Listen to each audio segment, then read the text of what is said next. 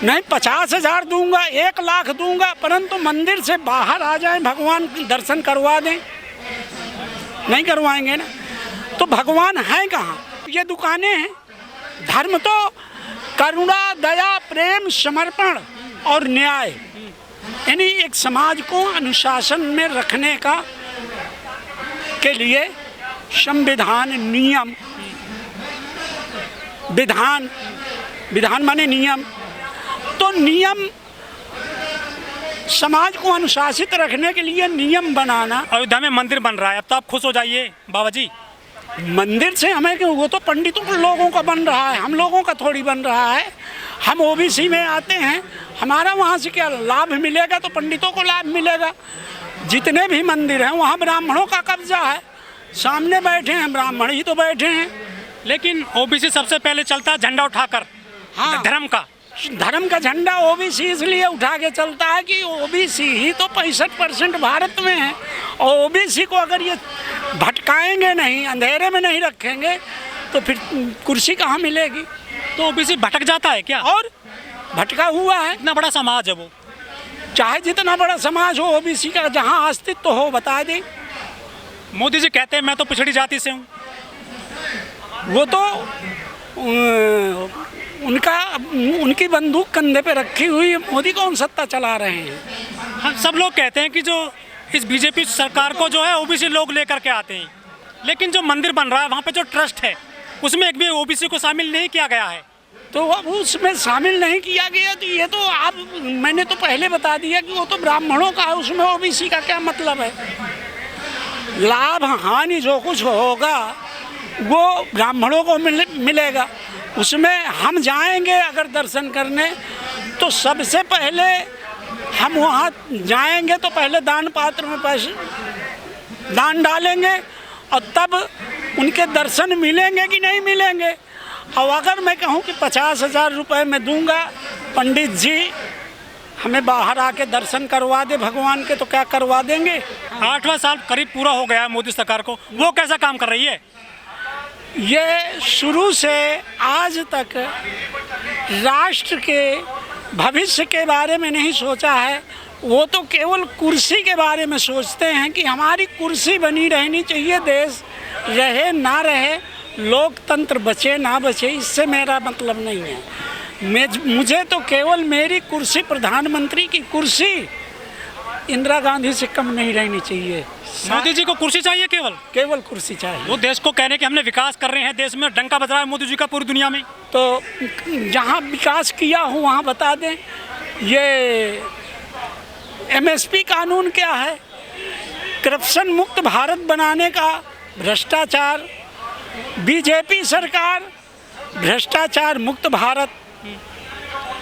अब की बार बीजेपी सरकार आतंकवाद भ्रष्टाचार मुक्त भारत। कहाँ वो हिंदुओं को मजबूत कर रहे हैं, हिंदू धर्म को मजबूत कर रहे हैं, सनातन संस्कृति को लेकर आ रहे हैं। हिंदू धर्म कहाँ? सनातन का शब्द का अर्थ क्या होता है?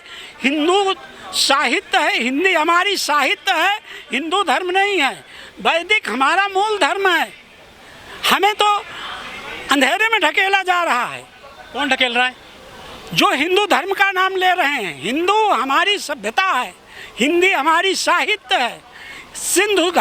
सिंधु सभ्यता से हिंदी सभ्यता का पहचान हुई है। अच्छा।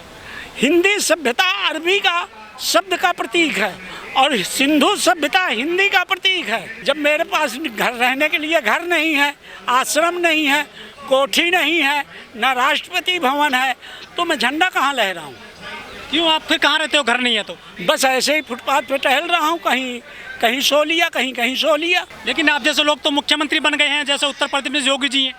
तो मुख्यमंत्री, अब वो अगर मैं भी सांप्रदायिकता के 5 दंगे करवा देता हो तो पब्लिक में वाहवाही मेरी फैल जाती, और लोग मुझे कहते ये हिंदू समाज के बहुत बड़े विकासशील नेता हैं। तो विकास नेताओं में आ जाती, गुंडागर्दी करवा दूं। वो मठ चलाते हैं योगी जी, और वो मुख्यमंत्री इस टाइम, वो दंगे कहाँ कराते हैं? तो मैं भी तो कबीर संदेश सेवा का संघ का राष्ट्र अध्यक्ष हूँ। अच्छा। हाँ, अगर देखना चाहते तो दिखा देता हूँ। और सोशल एनिमेटर वर्ल्ड बैंक आपका पार्ट भी हूँ, प्रधानमंत्री कार्यालय का वो भी दिखा देता हूँ। आप भी एक महात्मा हैं और योगी जी भी महात्मा हैं, वो सरकार कैसे चल रही है उत्तर प्रदेश में? अब वो सरकार जैसे चल रही है, अगर मैं मुख्य चीफ मिनिस्टर बन जाऊं और आप मेरे विपक्षी हैं तो मैं आपको बोलने के अधिकार सारे छीन लूंगा, आपको बोलने ही नहीं दूंगा। जो बाबा हैं क्या इनको राजनीति में आना चाहिए? राजनीति सबसे अच्छी चीज है। ये जल है, गिलास में लिए हैं, जल में अमृत मिला दोगे तो वो जल क्या बन जाएगा? अमृत। और अगर उस अमृत में, उस जल में अगर जहर डाल दोगे तो क्या बन जाएगा? लेकिन जो आजकल के बाबा हैं वो कुछ आपराधिक टाइप के हो गए, कई जो बाबा जेल में पड़े। अरे 90% संत जो है करप्शन से लगे हुए हैं। राम रहीम। अरे आसाराम रहीम तो जेल के अंदर है, इनकी बात मत करो।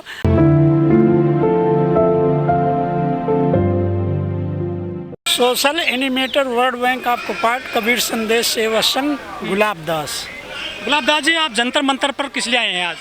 बस यहाँ लोगों को देखने आया हूँ कि लोग यहाँ मीडिया और पब्लिक आपस में कैसे अपने मनोभावों को रख रहे हैं और बिना यानी वाणी में संयम भी नहीं है।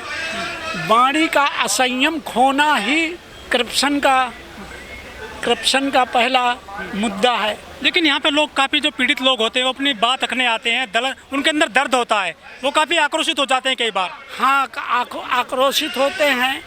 तो करप्शन करता कौन है और करवाने वाला कौन है, यह हमें देखना है। और इस बारे में हम सत्ता का चुनाव क्यों करते हैं? एक अच्छे समाज को अनुशासित रखने के लिए, करप्शन मुक्त भारत बनाने के लिए, है ना। और जंतर मंतर में जो देखने को मिल रहा है, यहाँ सब करप्शन से पीड़ित हैं। इस्लाम धर्म अपने हिसाब से जीने के लिए परंपरा बनाए, तो ये विधान और नियम परंपराएं हैं, और जिस परंपरा से समाज का हित हो उसे मैं परंपरा नहीं मानता। जिसमें करप्शन पैदा हो वो समाज के हित में नहीं है, वो समाज का हित है। जहाँ काम, क्रोध, लोभ, मोह, अहंकार की भावना जागृत होती हो, वहाँ करप्शन ही होगा। सर, लेकिन जो मोदी सरकार चल रही है देश में, वो कह रहे हैं कि आज हिंदू मजबूत हो रहे हैं और मुस्लिम टाइट कर दिए हैं मोदी सरकार ने, बीजेपी सरकार ने। मुझे ये मैं जानना चाहता हूँ कि हिंदू और मुस्लिम बने कहाँ से? पैदा तो उसकी भी शकल मनुष्य की जैसी है, हिंदुओं की भी शकल मनुष्य के जैसी है, सिखों की भी शकल मनुष्य के जैसी है, ईसाइयों की भी शकल मनुष्य के जैसी है। तो संसार में पैदा हुआ है मनुष्य, जिसका नाम है आर्य। मनुष्य सबसे श्रेष्ठ प्राणी है। अगर उसके मानसिक विचारों में घृणा और ईर्ष्या पैदा होती है, किसी प्रकार का कुर्सी प्राप्त करने का, उच्च पद प्रदेश पाने का लालच घुसता है, तो वहाँ करप्शन निश्चित है। बिना करप्शन के हम ऊपर पहुँच नहीं सकते। तो मोदी सरकार में करप्शन है क्या, लगता है आपको? बिल्कुल करप्शन। हिंदू मुस्लिम कहाँ से उत्पन्न हुआ? मंदिर मस्जिद कहाँ से उत्पन्न हुआ? लेकिन वो तो ईडी के छापे पड़वा रहे हैं, सीबीआई की जो रेड पड़ जाती है जो करप्शन करता है। वो अपने आदमियों पर भी, उनके भी तो आदमी हैं जो जहाँ पे ईडी पर जानी चाहिए उनके यहाँ क्यों नहीं जा रही है? वो तो अपने विरोधियों के यहाँ, विपक्ष पार्टियों के यहाँ डलवा रही है। तो पैसे मिल रहे हैं विपक्ष के जो नेता उनके वहाँ पे? किनके? जो विपक्षी हैं। विपक्ष के यहाँ पैसे मिल रहे हैं, तो इनकी पार्टी में पैसे नहीं है क्या? ईडी डाले तो ईडी छापा क्यों नहीं डाल रही इनके यहाँ? क्या बदले की भावना से जो छापे डलवाए जाते हैं ये? बिल्कुल यानी दूसरे को नीचा दिखाने के लिए और अपने आप को ऊंचा दिखाने के लिए, धन मिले ना मिले। आप ईडी हैं, मेरे यहाँ छापा डाल दें, सत्ता आपकी है। आप ईडी, आप जो है छापा मेरे यहाँ डाले तो मेरा सर झुकेगा, शर्मिंदा होऊंगा, समाज में मेरी थू-थू होगी। घर के बैठने के लिए, भोजन बनाने के लिए तो ज़रूरत है। यहाँ फुटपाथ में भोजन बनेगा? चोर न होते, जंगल न होता तो मोर कहाँ छुपते, साधु न होते तो चोर कहाँ छुपते। अच्छा, साधुओं के चोले में चोर छुपे हुए हैं। और किस विभाग में चोर नहीं है ये आप हमें बताइए। हाँ। कौन से डिपार्टमेंट? एंटी हिंदू हो जाएंगे आप अगर ऐसी बात कहेंगे तो। अरे हिंदू एंटी हो जाएंगे, गोली मार दी जाएगी, मरना तो है ना। जो पैदा हुआ है वो किस लिए पैदा हुआ है? हाँ, मरने के लिए तो पैदा हुआ है। हाँ, जब दीपक जलता है तो पतंगे उसके पास क्यों आते हैं? दीपक के पास मरने के लिए तो आते हैं, मरने के लिए आते हैं। और जीने के लिए आते हैं क्या? हाँ। आप पैदा हुए हैं तो मरने के लिए पैदा हुए कि जीने के लिए? बाबा जी, जो एक बाबा हैं गाजियाबाद के नरसिंहानंद जी, उन्होंने कहा था कि देश में भगवा झंडा फहराओ, तिरंगा हटा दो। तो भगवा ज्ञान का प्रतीक है, भगवा झंडा में कोई ऐसी बात नहीं है। तो होना चाहिए भगवा झंडा। भगवा झंडा होना चाहिए, लेकिन भगवा का सम्मान कौन करना जानता है? 15 अगस्त पे भगवा झंडा फहराएं फिर। भगवा क्यों झंडा फहराएं? राष्ट्र का प्रतीक तिरंगा है हमारा। हाँ, तिरंगा होना चाहिए। हाँ। तिरंगा वर्ण विश्व मतलब पूरे देश के लिए या तो भगवा हो सकता है तो तिरंगा हो सकता है, कोई एक ही हो सकता नहीं है। नहीं नहीं, ये कैसे हो सकता है? क्यों नहीं हो सकता है? नहीं हो सकता, उसमें 4 रंग हैं। हाँ, तिरंगे में 4 4 रंग हैं। और चारों का कर्तव्य अलग अलग है। हाँ। और संपूर्ण विश्व का विश्व गुरु है हमारे भारत का तिरंगा। अच्छा, जी। तो अच्छा फिर तिरंगा रखिए, भगवा हटा दीजिए। भगवा हट जाए या ना हटे मैं ये नहीं जानता। हाँ। परंतु तिरंगा विश्व गुरु है। हाँ। और उसका एक एक मूल मंत्र आप अगर जानना अभी चाहें, आप कह रहे थे नरसिंहानंद जो कह रहे हैं वो ठीक बात है कि भगवा आप होना चाहिए। तिरंगे में भगवा रंग है या नहीं? केसरिया है, भगवा नहीं है। भगवा कहते किसे हैं? हैं? भगवा रंग, भगवा रंग। बोलने के साहित्य शैली में पर्यायवाची शब्दों में आप केसरिया और भगवा अलग अलग रंग नहीं, हैं। तो फिर लाल रंग भी अलग है। हाँ। केसरिया भी अलग है, पीला भी अलग है।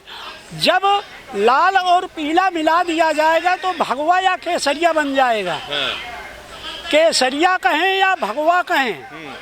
और अगर जैसा आप विमोचन केसर का रंग रुको, आप जैसा विमोचन करते हैं शब्दों की पर्यायवाची और शब्दों का विमोचन करना मैं सीखिए। आपको बताता हूँ फर्क क्या है दोनों में, केसरिया और भगवा में, बताएं? हाँ बताइए। जो केसर का रंग है वो केसरिया है, केसर का रंग, सुनिए। हाँ। और जो भगवा है, हाँ। वो जो सुबह शाम हम आकाश में देखते हैं ना, हाँ। वो भगवा है, जो सूर्य की रोशनी से भगवा रंग बनता है। अब आप संधि विच्छेद कर लीजिए। भग धन व अच्छा। भग माने क्या होता है, व माने क्या होता है? बताइए। भग हम कहाँ ज्ञानी आदमी हैं, ज्ञानी आप हैं? नहीं, तो कटाक्ष मत करके नहीं सर, ज्ञान नहीं, चर्चा नहीं, में नहीं, बात कटाक्ष करिए। नहीं है, कटाक्ष हम क्यों और करेंगे? भगवा जो है, जहाँ से हमारी उत्पत्ति है, जहाँ से हमारी उत्पत्ति है, हाँ। वहाँ से भगवा रंग की उत्पत्ति है। यानी हमारी उत्पत्ति जो है नारी के उदर से है। हाँ हाँ, तो भगवा रंग की उत्पत्ति भी नारी के उदर से है। हाँ। कैसे?